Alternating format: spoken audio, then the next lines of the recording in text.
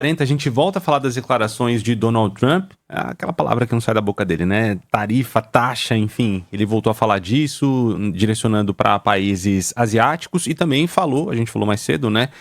De poder taxar e sobretaxar países que possam embarcar nas políticas do BRICS. Juliana Rosa está aqui no nosso estúdio para repercutir essas informações com a gente. Boa tarde, Ju. Tudo bom, Renan? Boa tarde para você. Boa tarde, Boa Dri. tarde. Boa tarde para você que está aqui entre nós. Estamos aí aguardando, né, ver se vai pintar o nome do Brasil, porque os avisos estão sendo feitos a conta-gotas. Lembrando que 90 dias atrás, o Trump já falou que faria uma pausa temporária de 90 dias para fazer 90 acordos. E qualquer pessoa com experiência em comércio internacional, em acordos internacionais, sabia que 90 dias você não consegue fazer nada, né? Acordos demoram anos, vide Mercosul, União Europeia, né? Até agora não acabou de fechar, anos de negociação. Então, o que a gente tem até agora é o Trump mandando cartas, avisando alguns países que nesses 90 dias não houve acordo e que vai voltar, então, a cobrar as tarifas mais altas, a tal das tarifas recíprocas. Só anunciou até agora a lista com África do Sul, Cazaquistão, Coreia do Sul, Laos, Japão, Malásia e Mianmar. O Brasil tinha ficado no dia 2 de abril, quando anunciou aquela lista grande ali de tarifas no piso. A gente tinha ficado 10%. Com 10%. Então, a gente até naquele momento falava que, relativamente, a gente poderia até ter alguma vantagem se a gente comparasse com outros países que tinham uma sobretaxa maior e que a gente poderia até ganhar fatias de mercado. O que era até discutível, porque, enfim, a perspectiva é que a gente pudesse ter uma fatia maior de um bolo menor, que seria um menor crescimento do comércio global, do PIB global, que é o que está sendo ainda previsto diante dessa guerra tarifária.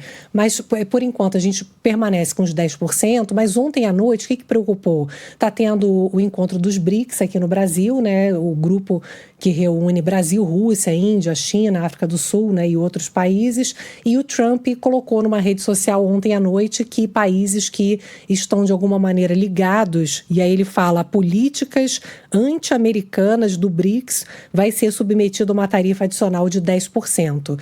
E aí os países todos já responderam, dizendo que não tem tarifa anti-americana, não tem política anti-americana e tal, mas enfim, até agora a gente não sabe, se a gente já tinha 10%, a gente pode ficar com 20%, então, ou é 10% em cima dos 10%, seriam para todos os produtos. Então, o vice-presidente Geraldo Alckmin estava falando agora há pouco num evento da Confederação Nacional do Comércio, dizendo que o Brasil não é problema para os Estados Unidos, que eles continuam mantendo diálogo e que os Estados Unidos têm déficit com o mundo, mas têm superávit com o Brasil, e é verdade, né? Que Sim. É um dos argumentos. E a outra coisa que o Alckmin falou é que eles estão com uma série de conversas sobre outras alternativas que possam interessar os Estados Unidos também.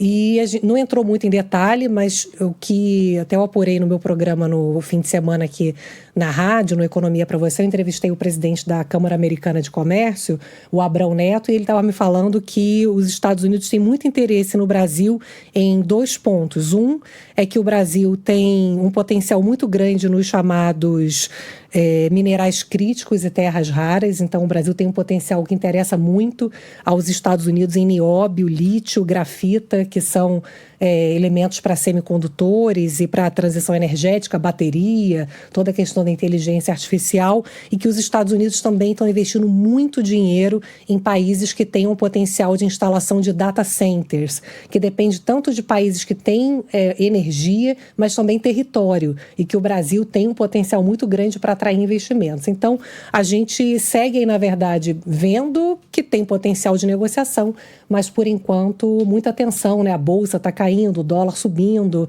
Então, temos um ambiente de estresse aí nesse momento, enquanto não se sabe se vai sair hoje, se até quarta-feira vence o prazo, Dia né? 9, né? Então, a gente está aguardando, porque do Trump podemos esperar de tudo, né? E a saber também o quanto esse momento político em que o Trump saiu, como a gente já tratou aqui, em defesa do Bolsonaro, agora com a resposta do presidente Lula, dizendo para não se meter nos nossos assuntos aqui, o quanto dessa indisposição, vamos dizer assim, política, também vai refletir na decisão econômica de tarifar mais ou não o Brasil. Vamos aguardar. Pois é. Obrigada, viu, Ju? Obrigada, boa semana. Até mais tarde. Valeu.